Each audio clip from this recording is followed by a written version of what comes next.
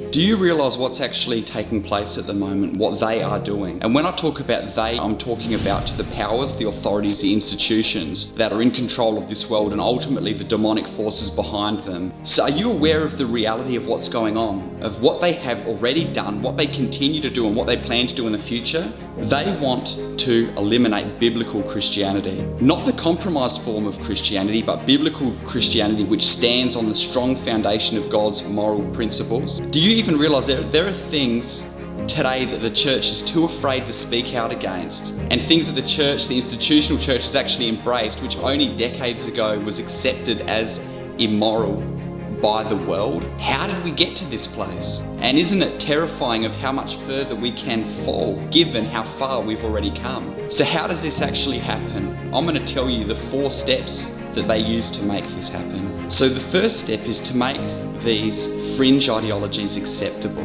The second step then, over a period of time, is to make those fringe ideologies equal with traditional values. The third step is then to make those superior to traditional values, and those who hold to these ideologies are seen as being more moral, seen as being more just and tolerant. And then the last step is to make these traditional values illegal. And it's very clever because these fringe ideologies, which are put forward by these vocal minorities, are framed in such a way in which people feel compelled to accept them.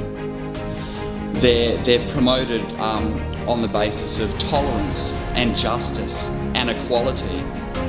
And anyone who stands in opposition to these values is seen as pushing hate speech, is seen as bigoted, and no one wants to be seen as that. People are put under pressure to be silent and to publicly adopt these values until they become the norm. And of course they take hold of all of the major institutions, the educational institution, the political institutions, the media, and they push this narrative, conditioning the minds of a generation.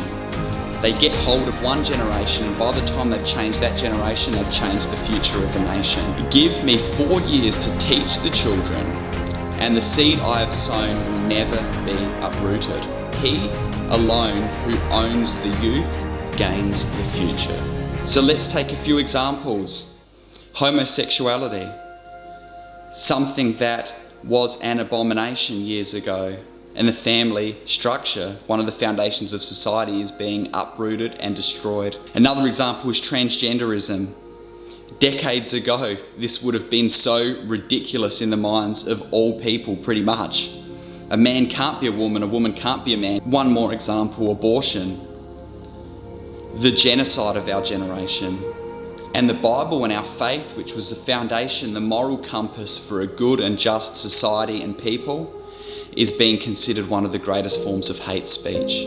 Do you see how far we've come? And do you think that that option number 4, to make traditional values and Christianity illegal, do you think that that is impossible? Do you think that is even far off? Don't close your eyes to what's going on. And do you recognise how our voices are being silenced as well? When lies are put under the light, they are exposed as lies. When they are put under scrutiny, when the truth is put under scrutiny, it is shown to be the truth. The darkness does not like the light because the light exposes the darkness, so they need to try to eliminate the light. And then the problem goes a step further when it comes into the church. Society might compromise, but when the church starts compromising, then we have big problems. The institutional church comes under the fear and the pressure of what the culture is thinking and how the culture is perceiving them, so they adapt, they water down their message. They start adopting the theories and the radical ideas of the world, bring them into the church, and all of a sudden the world is impacting the church and the church is no longer impacting the world. And the institutional church is becoming weaker and weaker and weaker, and a smaller and smaller remnant of true believers and churches are standing for biblical truth. And will continue to do so despite the cost. But the influence of the church at large is being erased, and that moral compass which people looked to has been taken away. And without the resistance from the church to what's going on around us, the things that we have seen today are inevitable. Is it any surprise that we are where we are today when we have such a weak church in our society? The values and the morals, which were the very foundation of a flourishing Western democratic society, will be stamped out as the greatest form of hate speech. And all because people have been engineered to think in this certain way, to their destruction, the destruction of the people around them, and the destruction of their nation.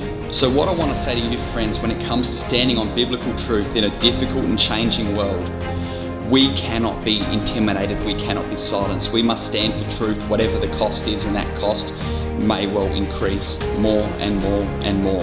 You may not have a public platform, you may not be able to impact society at large, but you do have an audience and you do have a sphere of influence, and you can influence one person at a time, and that is what God has called you to do. Aren't we all men and women in a lifeboat, going around the sea, pulling people out of a drowning ocean one at a time, whoever we can bring on board? So friends, speak up for biblical truth and stand for biblical truth in this evil and wicked generation, like the lives of those people around you depend upon it, because the lives of those people around you do, in fact, depend upon it.